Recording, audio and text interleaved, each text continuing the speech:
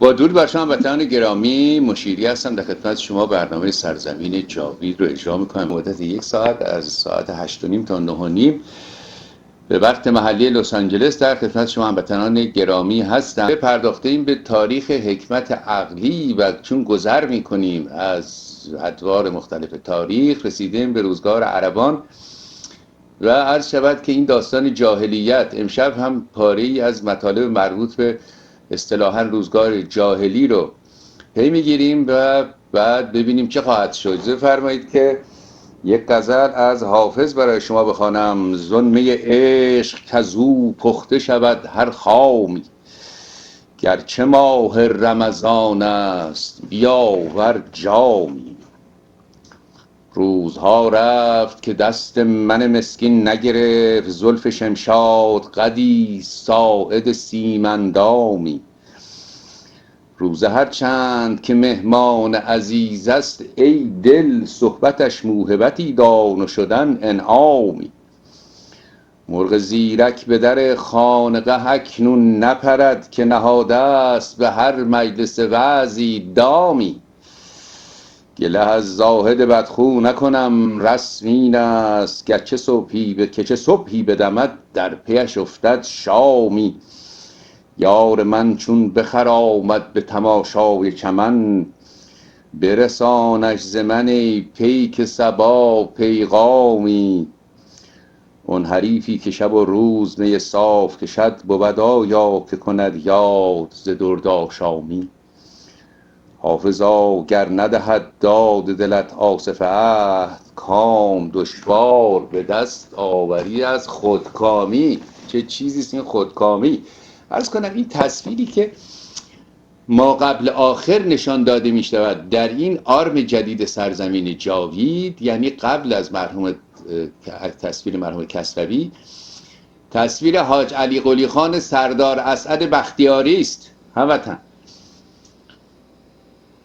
حالا شنیدم که یک هموطن جاهلی عرض که رفته است برای یکی از این خطهای اونچنانی و افاضاتی فرموده است در باب بختیاری ها، و خدا نکند آدم جاهل باشد و خدا نکند جهل او با تعصب توأم بشود. ببینید چه می شود. مشکل اینجاست که این عرض کنم که معرفت هم عرض شود که کپسولی نیست. وگرنه یک کپسول میخوردیم استاد تاریخ میشدیم، یک کپسول میخوردیم استاد زبان میشدیم، یک کپسول میخوردیم شاهنامه رو یاد میگرفتیم، یک کپسول دیگه میانداختیم گلستان سعدی رو یاد میگرفتیم. حیف که اینجور نیست و زحمت داره. این عرض کنم که کسب یک ذره معرفت دانش دود چراغ لازم دارد. هموطن، بله لازم آمد که من امشب شمه ای از احوال بختیاریان در ارتباط با جنبش بزرگ مشروطه خدمت شما نقل کنم و میخوام خدمت عرض کنم بدون وجود بختیاریان میسر نبود، نمیشد. این صحیح هست که ستارخان و باقرخان این دو گرد آزادی پرچم آزادی رو نگه داشتند و شمع آزادی رو فروزان نگه داشتند در تبریز به مدت 11 ماه. هرچه این دولت داشت به این مبارزان پرتاب کرد و ایستادگی دید. اما بعد از 11 ماه همونطور که مطلع هستید، شاید مطلع نیستید، سپاه روس آمد و تبریز رو گرفتن و ستارخان و باقرخان و مجاهدان تبریز عملا از دور مبارزه بیرون رفتن موقت و میدانستند دست به اسلحه ببرند. عرض کنند که روس‌ها جنایات فجیع‌تر از اون چه کردند خواهند کرد. و در تهران هم که آزادی خواهان و روشنفکران گریخته بودند به عرض کنند که اینجا و اونجا، بعضی به سفارت انگلیس، بعضی دیگر در نهانخانه سردابها و اینها، و کشتار بود و گرفتاری بود اینها. و ما سپهدار تنکابنی رو داریم در شمال، در رأس مجاهدان گیلان و مازندران که سر میخارانید و عرض میکنم تردید داشت ببیند سفارت انگلیس چه میگوید. تنها کسی که تردید نداشت و نشنید پیغام انگلیسیان رو همین مرد بزرگ بود، حاج علی قلی خان سردار اسعد، که سردار اسعد دوم است. برادر بزرگ او اسفندیار خان سردار اسعد اول است و فرزند او سردار اسعد سوم که توضیح اون رو خدمتتون خواهم داد. باری سردار اسعد عرض کنم که البته ابتدا زقام سلطنه آمد اصفهان رو گرفتن و سردار اسعد آهنگ تهران کرد و در پشت دروازه‌های تهران است که با مجاهدان شمال به هم پیوستند و به همت مجاهدان و سواران بختیاری محمد علی میرزا گریخت، بخشی از این از کنم گوهرهای سلطنتی رو برداشت و گریخت به سفارت روس و از کنم که این نخستین درخشش بزرگ قوم دلیر بختیاری بود در عصر جدید در صحنه سیاست کشور و هر شود که حکومت قاجارها برافتاد و مجلس ملی تشکیل شد، یک دولت بسیار لرزان، یک دموکراسی بسیار لرزان نوپا که 1000 گونه دشمن داشت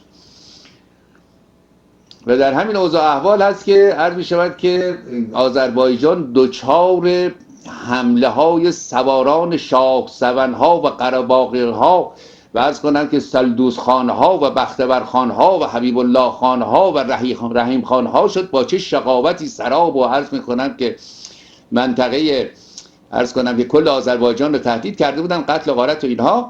از تبریز ستارخان رو فرستادن با 20 نفر مجاهد، به اندازه کافی هم مهمات ندادن و ستارخان ایستادگی کرد تا فشنگ آخر و عرض کنم که تاب مقاومت نیاورد و عقب نشست به تبریز و گفتن که گره کار از دست سواران بختیاری است که باز می شود. در اینجاست که فرزند ارشد این مرد بزرگ، در ارشد بودنش تردید دارم، ولی فرزند سردار حاج علی قلی خان، سردار بهادر، عرض کنم که با 300 سوار گزین از بختیاریان به همراهی یپرم خان ارمنی که یکی از مجاهدان بزرگ بود و حق این مرد ادا نشده است در تاریخ ایران، عرض کنم آهنگ رزم آذربایجان کردند.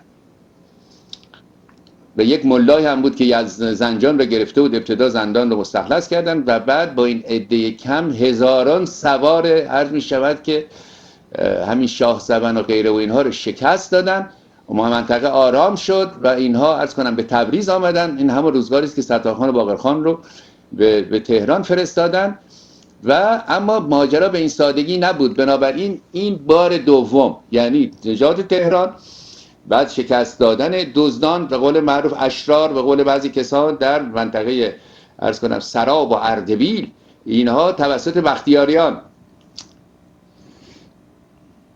اما سلطنت طلب ها که بیکار نبودن که عرض شود که به کمک روس ها ناگهان دولت لرزان مرکزی متوجه شد که محمد علی شاه ریشی گذاشته و پشمی و بندوبسات با توپ و توپخانه وارد شده است و با ترکمن ها ساخته، از سوی دیگر سالار الدوله و ارشد الدوله و شاه السلطنه با چندین هزار سوار که سواران اینها رو روی هم حساب کنیم بیشتر از 40,000 سوار می شود، از 3 نقطه حمله کردن تهران رو دوباره بگیرن و استبدادیون کف می زدن. چاره کار بختیاریان، 3 گروه از شجاعان بختیاری دوباره مأمور شدن در 3 جبهه، باز همه اینها رو بختیاری ها شکست داد. سالار الدوله و ارشد الدوله و محمد علی میرزا و همه رو شکست دادن با وجود کثرت عده، اما به واسطه دلیری و تجربتی که سردار اسد دوم داشت و یپرم خان داشت، اینها باز شکست دادن و عرض شود که اینها آمده بودن تا 8 فرسنگی تهران، تا امامزاده جعفر میگویند آمده بودن تا اونجا سپاهیان ارشد دوله که تهران رو بگیرن، چیزی نمونده و تهرانیان مشغول بسته‌بندی برای فرار بودن، یعنی خداحافظ مشروطه و اینها. بختیاریان باز شجاعت کردند و دلیری کردند و به قیمت کشته شدن چند تن از خوانین این 3 سپاه رو بختیاریان شکست دادن. هموطن جاهل، از بزرگترها شنیدی این مهملاتی که گفتی، ولی کار به اینجا باز تمام نشد. عرض شد خدمت شما که رفته رفته سر و کله عرض میکنن که دزدان پیدا شد. نایب حسین کاشی با 2000 سوار، رضا و جعفر قلی با 2-3 هزار سوار غارت میکردن، دزدی میکردن. چاره کار قربان کی؟ باز بختیاری ها. من کوچک بودم به یاد میآورم پدرم صحبت میکرد از جنگ عرض شود که رضا و جعفر قلی که میرزا نصیرخان سردار جنگ پسر عموی جعفر قلی خان سردار اسد که یکی از بهترین ژنرال های ایران در همه این دوره ها بوده، میرزا نصیرخان سردار جنگ، عرض کنم که با سواران بختیاری که اینها داوطلبان بودن و پدر بزرگ من در این شرکت داشت، پدر مادرم و 2 تا از دایه های من اونجا کشته شدن در جنگ های همین رضا و جعفر قلی. بختیاریان با نایب حسین کاشی باز بختیاری ها بودن و در تمام این کشمکش هایی که شد و همه این جنگ ها کوچکترین بیشرافتی خدا نکرده از یک سوار بختیاری مشاهده نشد. بعد روزگاران گذشت و عرض می شود که اینا رو من به اختصار نقل میکنم، مراجعه بفرمایید به جلد دوم تاریخ مشروطه ایران، مرحوم کسروی توضیحات مشبع داده است در این باب. اونجا چیزی به دست توانید به دست آورد. و بعد دولت رضاشاه شد، بعد لشکر ظفرنمون رضاشاه، یعنی دیگه فرض کنم که سرکوب کرده بودن و همه چیز رو، لشکر مرکزی و اسلحه جدید و اینها، تا اینکه یک جنگ در گرفت به نام جنگ ممستنی یا تامورادی. ما شنیدیم، من نفهمیدم معنی تامورادی چه چیزی است، اما یکی از سرگردانی که در اون جنگ شرکت داشته یه پایان نامه‌ای نوشته است در دانشکده افسری و جزئیات جنگ را نوشته. فوج نادری، تیپ نادری به امر نادرشاه، به امر رضاشاه رفتن در اونجا. در 2-3 روز جنگ 1600 سرباز به خاک افتاد و چند افسر و لشکر ظفرنمون نادرشاه رضاشاه شکست خورد. ما بچه بودیم، عرض کنم که یه حیدر آقایی داشتیم، میگفتن این حیدر آقا استسقا داره. ما نمی‌فهمیم اصلا استسقا یعنی چی. میگفتیم استسقا چی هست؟ میگفتن این تو فرهنگ نادری بوده در زمان رضاشاه، اونجا در اون جنگ ممستنی اینها چند روز آب گیرش نیامده، هنوز استسقا داره، آب طلب میکنه.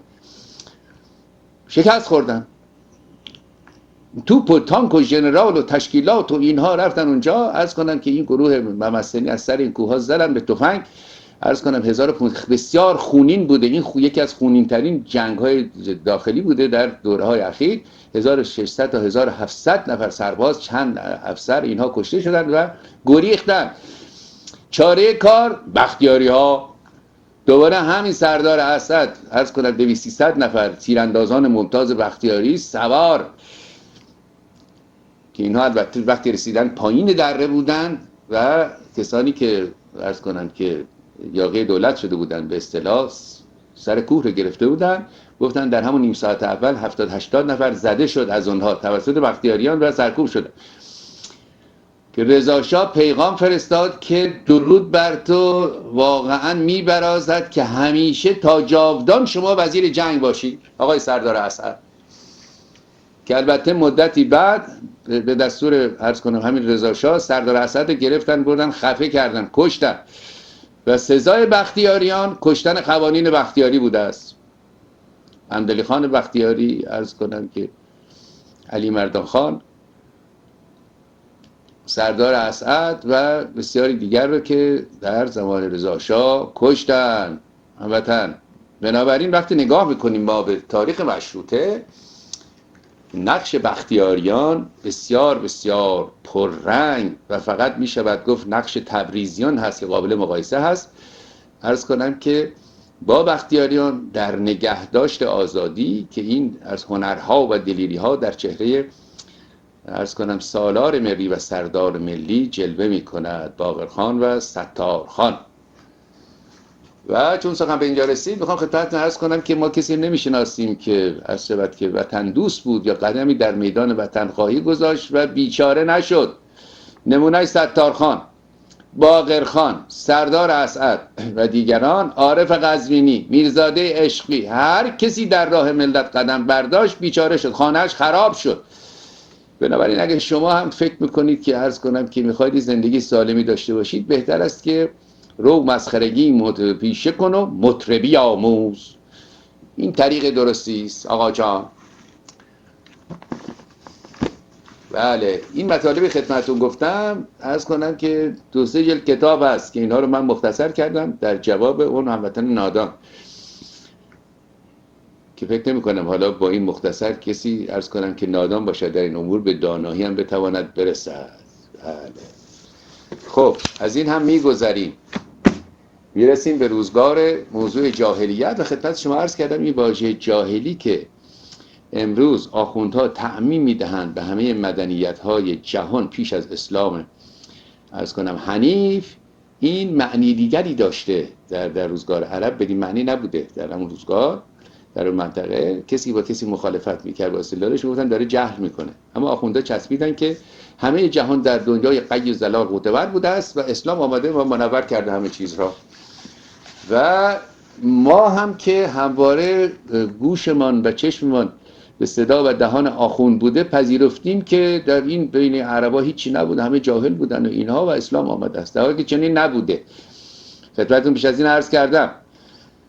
خود محمد، پدر محمد، عبدالله، ابو طالب عموش، عباس عموش، حمزه عموی دیگرش، سید الشهدا، عمر ابن خطاب، ابوبکر، ابو عبیده، سعد ابن ابی وقاص، طلحه و زبیر، همه بزرگان اسلام اینا پروردگان روزگار جاهلی هستن. هموطن اینا رجال تراز اول اسلام هستن، اینا استخوان‌هاشون رو در روزگار جاهلی ساخته بودن. حالا با گفتن شهادتن که کسی عوض نمیشه که، بنابراین جاهلی نبوده. و من امشب عرض میکنم خدمت شما، میخوام اندکی از تحقیق هنری جورج فارمرز در باب موسیقی اینها خدمت شما بخوانم. بله بله، میگوید که در آن روزگار هم مانند امروز موسیقی میبایستی در همه جا در زندگانی خصوصی اجتماعی و مذهبی اعراب جستجو میشد، درست همان گونه که اعراب در عهد باستان هنگام تحمل رنج بیگاری برای اربابان فاتح خود اوقات را به شادی و خواندن میگذراندند، مردم مدینه نیز آن هنگام که به علت تهدید مکیان در کار دشوار حفر خندق در اطراف شهر خود بودند آواز میخواندند. همانطور که عبرانیان آواز چاه داشتند، اعراب قرن 5 میلادی موسیقی خودشون را ترنم میکردند. و از اینجا عرض کنم که میگوید از میان نوازندگان و موسیقیدانان دوران جاهلیت جز معدودی نام برای ما باقی نمانده است، اما متذکر این نکته شدند که خوانندگان دوران جاهلیت بسیار بودند، که البته عرب یک نظام موسیقایی نداشت، این رو فراموش نکنیم، اما از موسیقی بسیار لذت می‌برد، تا جایی که خوانندگان ایرانی و رومی و اینها می آمدن و می گشتن و آواز می خواندن، چنگ می زدن و اعراب اینها رو بسیار دوست می داشتن.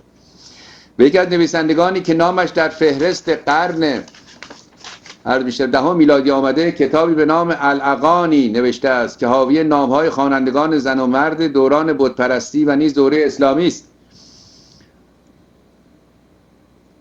همانطور که برکمان میگوید بسیار محتمل است که اشعار دوران جاهلیت برای این گفته می شده که با همراهی بسیار ساده موسیقایی سراییده شود. در حقیقت لحن بعد پرانتز ملودی که شعر روی آن گذاشته می شد یادگاری از نغمه سرایی یا تلحین ابتدایی قبلی است که شاعر اون زمان که کسی جز یک کاهن ساده نبود اشعار خود را بدون شیوه بیان می کرده است. و بعد اینها را خدمت شما البته خوندم. بعد اینجا میگوید اعشا میمون ابن قیس الاعشا، با اون که تمام شبه جزیره را چنگ به دست گشته و سیاحت کرده بود به یمامه تعلق داشت.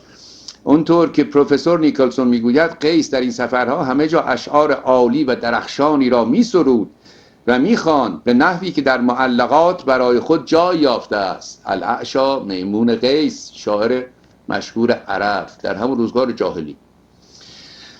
این شاعر موسیقیدان را سناجة العرب، یعنی سنج نواز عرب ها، که سنج همون چنگ هست، به عربی شده است سنج. بله، سناجة العرب یعنی سنج نواز عرب ها می نامیدند. بر همین اساس است که تصور می شود او هارپ می نواخته. خیلی خوب. بعد از نضر ابن الحارث، از نوازندگان معروف و عموزاده پیامبر اسلام، بیگمان یکی از خنیاگر شاعران دوران جاهلیت بوده است. خب عرض شود که این نضر ابن حارث داستانش خیلی جالب هست که دوباره من اشاره کردم، چون از نمونه های درخشان وضعیت شعر و ادب در روزگار همین جاهلی است. همزمانی که پیغمبر اسلام این تعلیمات قرآن را بر اعراب وارد کرده بود و تکرار میکرد، این نضر ابن حارث پیدا شد. این نظم قوم خویش پیغمبرم بوده، آمده در ایران و داستانهای خدای نامه که اصل داستانهای شاهنامه باشد و پدر داستان شاهنامه آموخته بود، اینها رو به شعر عربی برگردانده بود. و وقتی بازگشت به اعراب میگفت اینهایی که محمد میگوید اینها بی ارزش است، اینها اساطیر الاولین هست، بیایید من داستانهای زیبا از پارس آوردم، داستان رستم و اسفندیار، رستم و سهراب. و اعراب او رو بیشتر دوست داشتن، یعنی آدینسش، ریتینگش، که خیلی عرض کنم شکم پاره میکنن که اینو از دست ندن، هر سبت که بالاتر بوده از محمد. بعد خدا و جبرئیل رو عرض می شود که رسولش دست به دست هم دادن که این بابا رو بی اعتبار کنن. آیه نازل فرمودن که سخنان این مرد لغو و باطل است. اما او دست بر نداشت. این نضر بن حارث هر سبت که راه افتاده بود، قصایدی میگفت، ترانه ها میگفت، یکی دو تا دخترم استخدام کرده بود. اینها به تمسخر اسلام، اینها چنگ میزدن، دف میزدن و ترانه میخواندن و اعراب قبایل اینها رو انعام و اکرام میکردن. و حدود 92 سالگی همچنان که عرض کنم که مورخان آوردن، در جنگ بدر وقتی اسرا رو آوردند و عبور میدادند، دیدن نضر بن حارث هم بین اسراست، دست بسته داشت عبور میدادن، که بین اینا البته عباس بود، عقیل برادر علی بود، بسیار بودن این اسرای روز جنگ بدر. بعد حضرت رسول الله صلی الله علیه و آله و سلم نگاه میکند، اشاره که بکشید. به عمر، ابوبکر و اینها کسی نمیکش. شاعر محترم بود در روزگار عرب، در اون روزگار شاعر به مثابه پیغمبر قبیله بود. اینها روی گرداندن تا اینکه به لفظ مبارکشان فرمودن یا علی برخیز و نذر پیامبرت رو ادا کن. حضرت مولای متقیان علی علیه السلام بلند شدن و سر این پیرمرد 92 ساله رو بریدن، عین همین کاری که عرض کنم که همین القاعده میکند، و آوردن. این داستان این مرد هست و در تاریخ نامش مانده به جهت اهمیتی که در کار ترانه داشته و موسیقی. نضر بن حارث اسمش رو باید داشته باشیم، بد نیست. خب این خواسته، آقای فارمرز نخواسته وارد داستان بشه و اینها تن زده، اینا تردد داشتن در این کشورهای عربی، اینا نمیخواستن به کفر و زندقه و اینها متهم بشون، اما اشارتی کرده با یک لمس ظریف از قضیه گذشته. میخونم نثر آقای عرض کنم که هنری جورج فارمرز، محقق انگلیسی. نضر بن حارث بله بله و عموزاده پیامبر اسلام، بیگمان یکی از خنیاگر شاعران دوره جاهلیت بوده است. او بعدها از لحاظ حرفه و به معنای سیاسیان به یکی از رقبای سرسخت پیامبر اسلام مبدل شد، زیرا این هر دو خواستار گوشهای شنوا بودند، یکی برای گفتن داستان و خواندن آواز و دیگری برای رساندن مکاشفات ناشی از وحی الهی. همون ریتینگی که عرض کردم خدمتتون. اینا رقیب هم شدن. نظم برده بود، آدم بیشتر دورش شد، حرفاش شیرین تر بود، داستانش واقعی تر بود، داستان ایرانیان رو میگفت، عاد و ثمود و یونس و اینها نمیگفت. کی رفت تو شکم ماهی و نمیدونم چی شد و فلانی حرفا. خب همین نظر است که در قرآن کریم سوره 31 آیات 56 به عقوبت وعده داده شده است. شاعر مذکور در دربار حیره نواختن بربط جدید را که اینک عود نامیده میشد و ظاهرا جانشینت بربط و یا مزهر شده بود و نیز خواندن قنا را که از نصب پیش رفته تر بود آموخت. این همه ابداعات نوآورانه است که وی در مکه رایج کرد. یعنی کی؟ نضر بن حارث. کی سرش رو برید؟ مولای متقیان. بله مولای متقیان. شما می توانید در اسلام 50,000 نفر رو سر ببرید اما مولای متقیان هم باشید، یعنی سرور پرهیزگاران. من نمیدونم این اسلام تقواش با چه چیزی شکسته میشه. شما به بنده بگی چه عملی میتواند بکند یک امام که دیگر پرهیزگار شناخته نشود؟ هیچی. همه کاری میتواند بکند اگر برای الله باشد.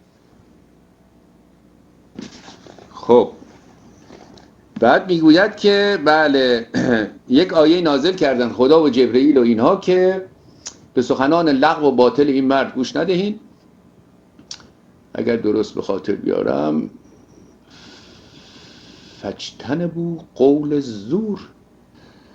اگه درست بازارم قول زور، همین زور مثل زور فارسی، اما زور در عربی یعنی لغت یا حرف لغو و باطل که بعد البته مستقیم به موسیقی اشاره نشد و مستقیم تحریم نشد اینها، اما این قول زور رو آمدن آخوندها به همه چیز تعمیم دادن. خلاصه مطلب هرچی دوست نمی داشتن گفتن حضرت ختم مرتبت فرمودن قول زور، سخنان لغو و باطل، منظورش این بودد، منظورشان اون بود است. باری یعنی که به حرفای این بیچاره دکانش رو تخته کردن با این آیه که نازل فرمودن و اینها.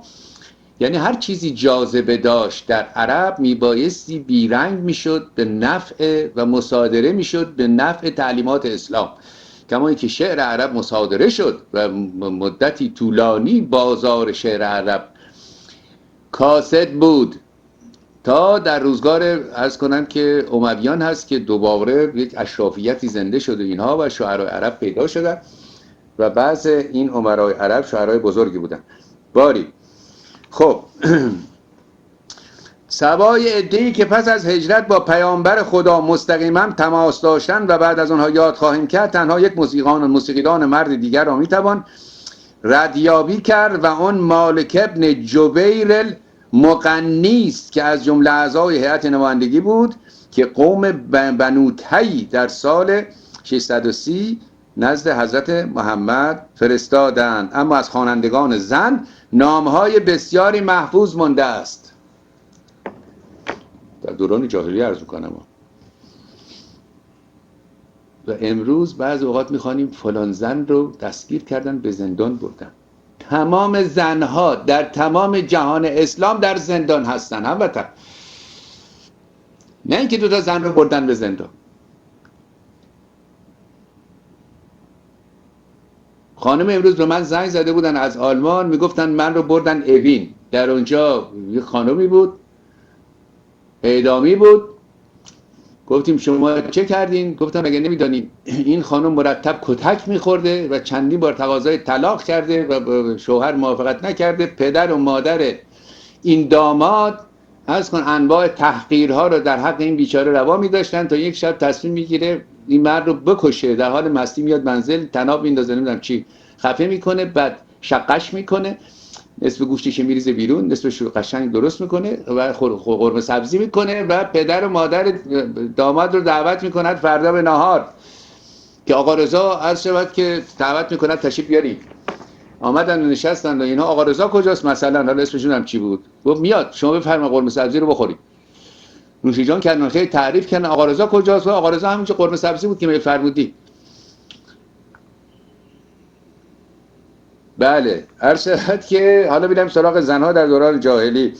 اما از خوانندگان زن نامهای بسیاری محفوظ مانده است. از دوره افسانه‌ای دست کم نام 4 تن باقی مانده. اسامی واقعی جرادتان معروف قوم بنو عاد، قعاد و سماد بوده است. حذیله و عفیره دختران خواننده بنی جدیس، یعنی همون قبیله بودند که بنو تسم را یکسره نابود کردند. مادر شاعر نامآور عرب حاتم طایی احتمالاً نوازنده بوده است و خنسا مرثیه سرای بی همتای عرب نیز مراثی خودش را با نوای موسیقی می‌خوانده است. هند بنت عتبه نمونه کامل یکی از مادران عرب دوران جاهلیت، هم شاعر بوده و هم نوازنده. این هند مادر معاویه است، زن ابو سفیان، و این زن همون زنی است که عرض کنم که وقتی تدارکات نبرد احد رو می‌دیدن با زنان دیگر آمدن به میدان و دف می‌زدن و مردان رو به نبرد تشویق می‌کردن اینها. و این هند همون زنی است که عرض کنم اون غلام رو وحشی میگوین و هشی معمول کرد که عرض کنم حمزه رو کشت. این که جگر او لختی بخواهید اینها جگرش جوید و بیرون انداخت، این همون هند است که بعد عرض بعد که بعد از فتح مکه مسلمان شد. بله مادر معاویه. خب میگوید که هم شاعر بود هم نوازنده. بنت افسر دختر خواننده بوده است که در یک مکان سرگرمی های عمومی نگاهداری می شده یا در استخدام آن بوده است و این همون تفرجگاه است که شخصیت معروف حارث ابن ظالم و خالد ابن جعفر با یکدیگر ملاقات کرده. هریده و خلیده دختران خواننده متعلق به بشر ابن عمرو یکی از اشراف هیره در زمان حکومت نعمان سوم بودند. در ستایش از یکی از همین دختران است که اعشا ابن میمون قیس سرود خوانده است.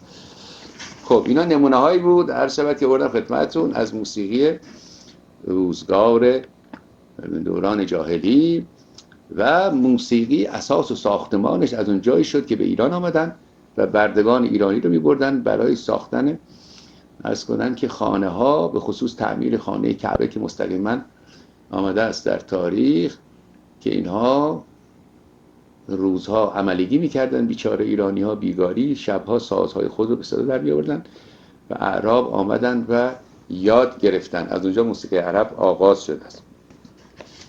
خب ما برویم به یک بخش دیگری که بله، بعد اینجا یک تحقیق قرآنی کرده است که قرآن در باب موسیقی ها که ما از این میگذریم چون به ما مربوط نیست در این بحث.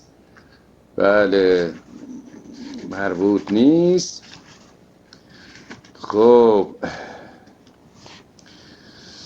بعد اینجا یک تکه شاید بد نباشه بخونم. و اما در مورد دختران خواننده که در احادیث قبلی ذکرشان رفته شواهد زیادی در دست است که نشان می‌دهد پیامبر خدا خوانندگی آنها را مجاز می‌دانستند. نخستین حدیث راجع است به زمانی که حضرت رسول از کنار خانه حسان ابن ثابت عبور می‌کردند و صدای دختر خواننده ای را که آواز می‌خوانده شنیدند. شاعر یعنی حسان ابن ثابت از فرستاده خدا سوال می‌کند که آیا آواز خواندن از معاصی است؟ و حضرت جواب دادن یقینا خیر. که البته فراموش نکنیم این احادیث در باب موسیقی اینها نبودن، وجود نداشتن. اینها تا روزگار بنی عباس که رسید موسیقیدانان بزرگ پیدا شدن، مقام‌های بسیار بلند یافتند، مثل زریاب کبیر، مثل ابن مسجع و اسحاق و ابراهیم موصلی. و اینها حقوق‌هایی که اینا می‌گرفتن و انعامی که اینا می‌گرفتن چندین 10 برابر حقوق سالیانه قاضی القضات یعنی آخوند بزرگ بود. بنابراین اینها دست به کار شدن در روزگار عباسیان به جعل حدیث و جعل تفسیر که این موسیقی حرام است و قناست. در مقابل کسانی که مخالف بودن با این داستان هر شبت که شروع کردن احادیث دیگری رو آوردن، هیچ معلوم نیست از کجا. یکی از اینها که از موسیقی دفاع کرده، چون از سماع دفاع میکرده، حجت الاسلام و المسلمین امام محمد غزالی طوسی است. بعضی این احادیث که اینجا در دفاع از موسیقی است اینها از کنم که از توبره امام غزالی بیرون آمده است. بله، 2 روایت نقل شده به وسیله عایشه. این عایشه بزرگترین زن تاریخ اسلام علی الاطلاق همین عایشه است. کسی لشکر کشید و فرماندهی به عهده گرفت و در مقابل رسول می ایستاد و انتقاد میکرد و گاهی تمسخر هم میکرد این داستان وحی و این چیزها رو. عایشه دختر ابوبکر.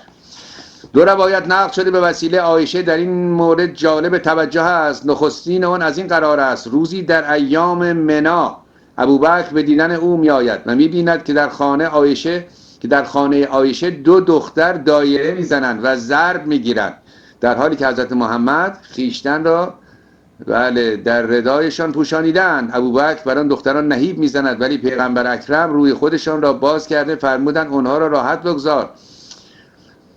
ابوبکر چرا که این زمان وقت جشن و سرور است. و دومی از این قرار است روزی رسول خدا نزد من آمد، عایشه نقل کرده، در آن هنگام 2 دختر خواننده نزد من سرگرم خواندن آواز ز روز بعاث بودند. حضرت رسول بر بستر غلتیدند و صورتش را به سوی دیگر برگرداندند. در این هنگام ابوبکر وارد شد و بر من نهیب زد که نای شیطانی یعنی مزمار و شیطان اون هم در حضور فرستاده خدا. اما فرستاده خدا